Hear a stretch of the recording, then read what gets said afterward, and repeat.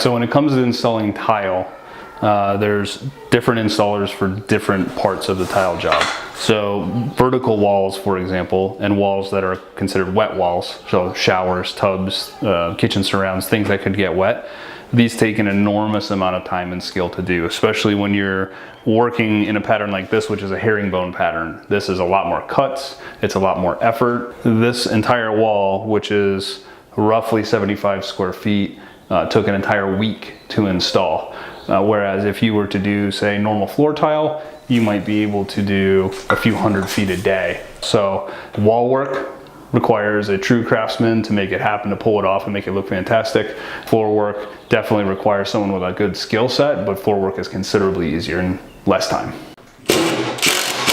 All right, so when it comes to moving plumbing around, a lot of times what we'll do is we'll use hardline copper as well as a combination of PEX line, which is more flexible and easier to work with. But specifically in a shower, when you're going from one shower head to multiple shower heads, you need to keep in mind that you need a diverter valve.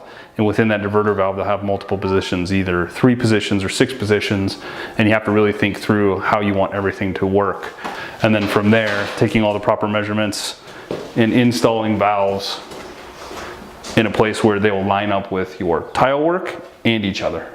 All right, so in this particular shower, what we have is a mixing valve, which is the on-off and temperature control, and then a diverter valve, which will turn and take the water from a shower head or a hand wand or a combination of both. Over here on this is another mixing valve with temperature control that will control this shower head up here. We're here at a patio project that we're doing, and we got our top coat of stucco on. When it comes to redoing your stucco or adding stucco, there's a number of different options. You can go with a standard stucco with chicken wire and the paper and then the mud on top, or you can do a synthetic stucco, which actually has the color mixed into it already, whereas this will still need to be painted. Definitely need someone with a high skill set to be able to pull this off when you're matching into an existing house like we did here. It's quite a bit of work to make it line up with old stuff that's already been painted and then adding in your new stuff and then making all the lines disappear. So on our flat roof, we did a foam product. The first coat goes down and that waterproofs and seals everything in and gets a nice clean seal to the roof around the drains.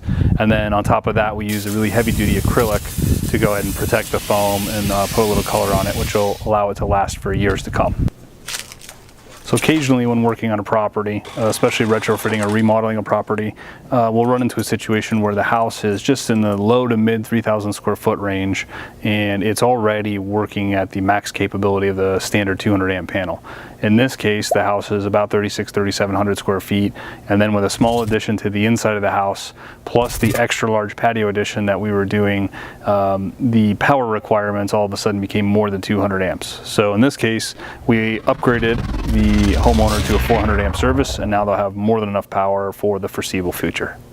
All right, so when it comes to drywall, it's pretty basic. However, what a lot of people don't understand is when you have a rough framed opening, whether that be steel or wood, the better you do on cutting the drywall and installing the drywall before it gets mud, the less mud work you'll end up having to do, which saves time and money.